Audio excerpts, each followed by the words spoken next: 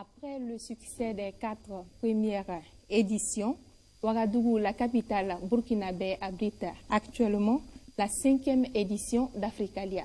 Mesdames et messieurs, soyez les bienvenus dans cette émission spéciale dédiée à Africalia 2018. L'édition précédente a permis de réunir 450 participants avec plus de 5000 rendez-vous d'affaires. Alors, pour parler de cette 5e édition, nous avons invité sur notre plateau M. Omar Yougo, qui est le vice-président de la Chambre du commerce et d'industrie du Burkina Faso. Il est aussi le président du comité de pilotage d'Africalia 2018. Soyez le bienvenu. Nous avons aussi sur notre plateau M.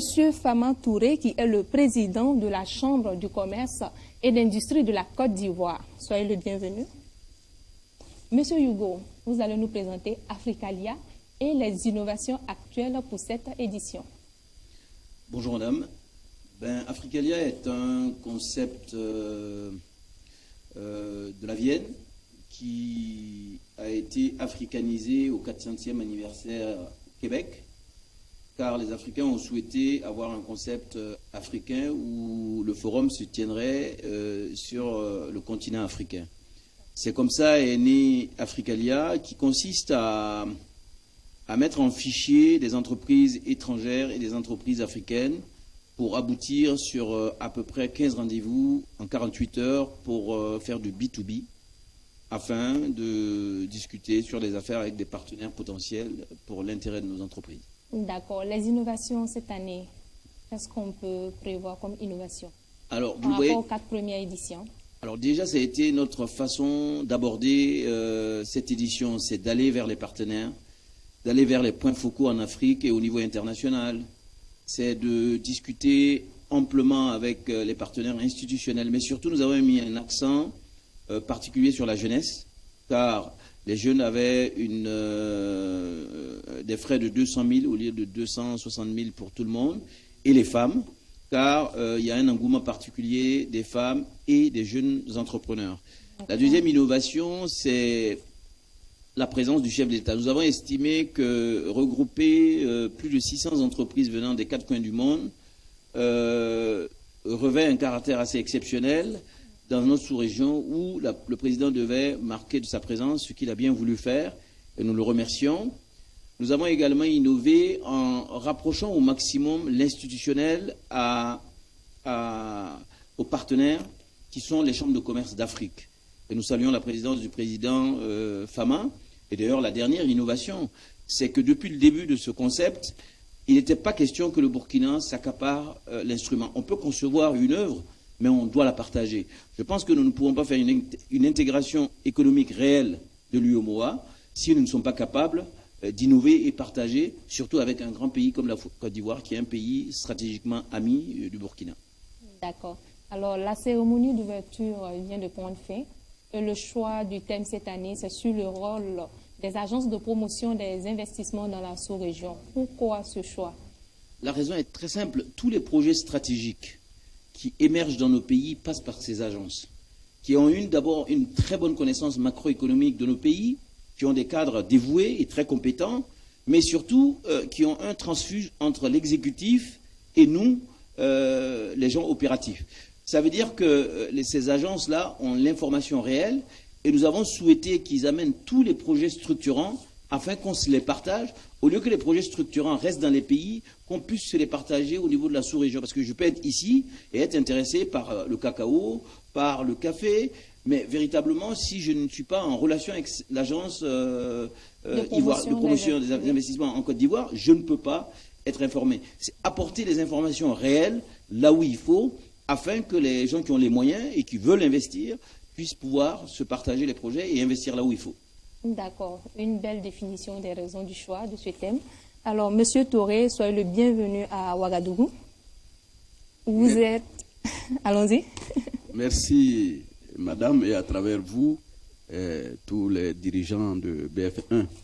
Et nous sommes très heureux d'être là, en tout cas avec nos frères du Burkina Faso. D'accord, plaisir partagé. Alors, la Côte d'Ivoire est la plus forte délégation avec 23 participants. Pourquoi cette grande participation à la 5e édition d'Africalia? Merci, madame. Et la Côte d'Ivoire n'a pas le choix que le Burkina organise une telle manifestation que nous ne soyons pas présents. Hein?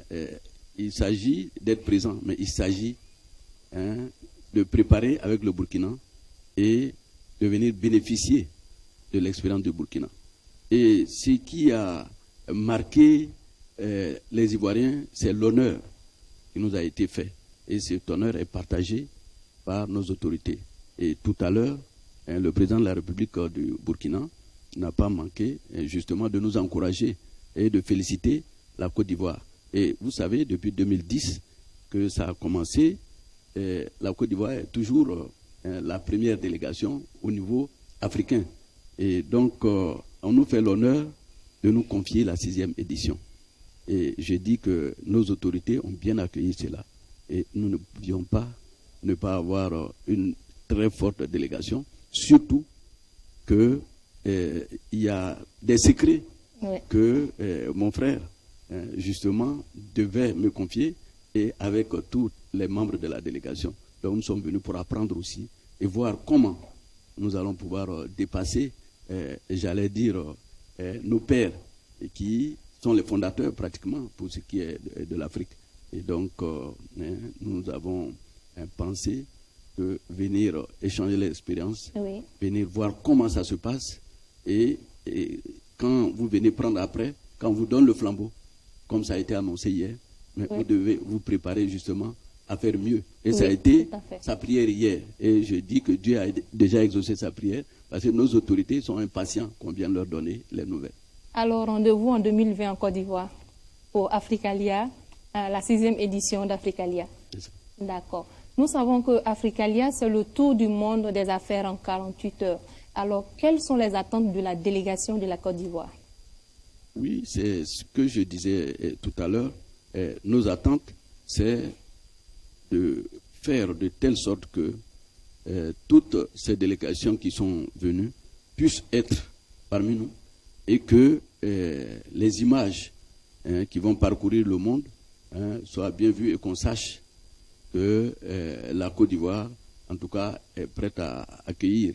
Et comme on connaît aussi un peu, je ne dis pas que nous faisons mieux que le Burkina, mais en tout cas, nous avons une certaine expertise et je pense qu'ajouter à l'expertise du Burkina, donc ça fait 1 plus 2. Or, cette fois-ci-là, c'est 1 seulement.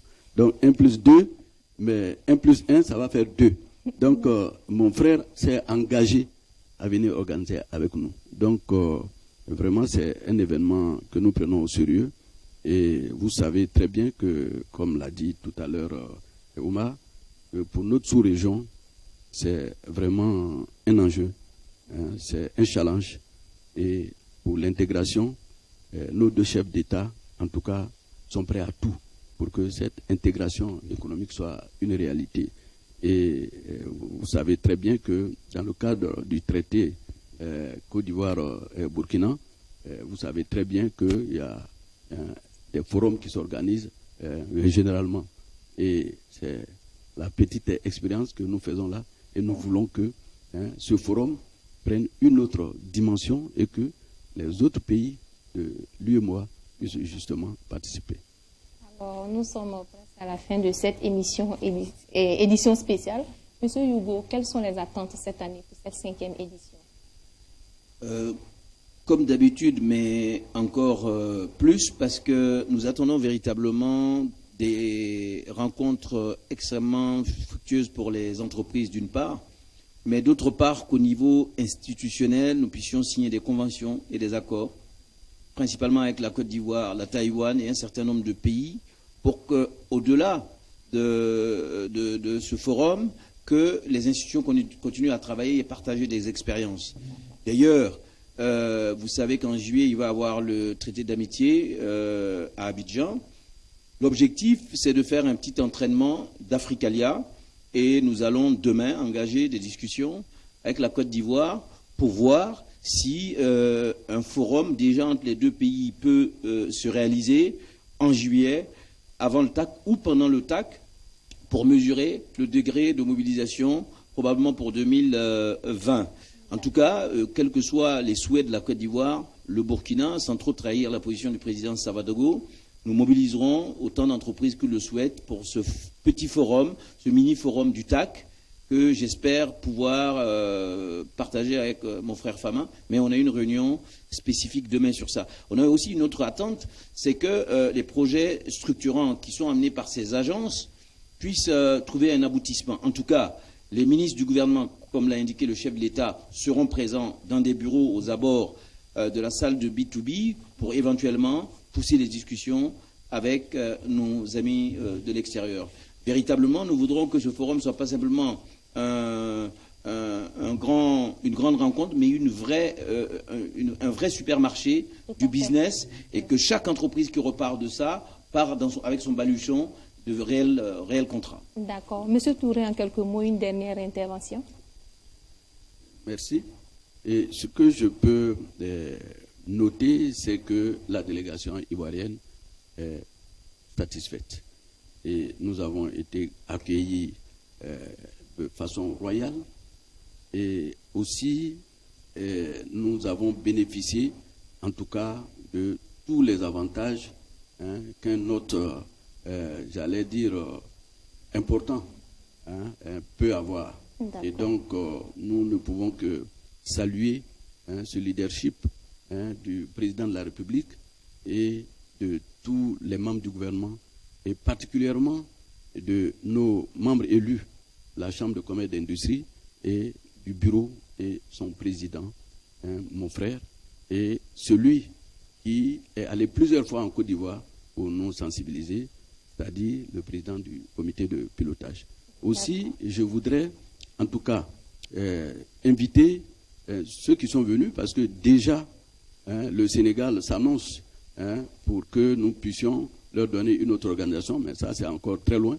Mais je voudrais simplement demander au peuple burkinabé que ce qu'ils ont initié, ce qu'ils ont mis en œuvre, que ce bébé sera porté par la Côte d'Ivoire, et ensemble nous devons faire de telle sorte que toute la sous-région puisse justement se mettre au-dessous de ce bébé pour que ça aille plus loin, pour renforcer l'intégration, pour renforcer la fraternité entre le peuple burkinabé et le peuple ivoirien. Message bien passé. Alors, Monsieur le Président du comité de pilotage, votre dernière intervention. D'abord, c'est quand même saluer notre partenaire qui est BF1, car au départ, c'était pas évident. Avoir un plateau in situ, c'est quelque chose d'extraordinaire. Saluer et bénir également ce taxe. Vous savez, on discutait au cours d'un déjeuner hier. Je crois que le Burkina et la Côte d'Ivoire représentent un peu l'Allemagne et la France de cette Afrique de l'Ouest. Puisse le Seigneur nous donner les moyens d'atteindre ces objectifs et faire en sorte que nos entreprises et les populations puissent bénéficier de ce raffermissement, et que, au-delà des intérêts partisans, que les populations puissent en bénéficier, et qu'en fait, l'entreprise soit là pour créer des emplois, rapprocher les populations et faire en sorte que nous ayons un meilleur être sur cette terre. Merci à nos invités. C'est la fin de ce premier direct d'Africalia. Merci à toute l'équipe de production et à très bientôt pour un autre direct. Merci.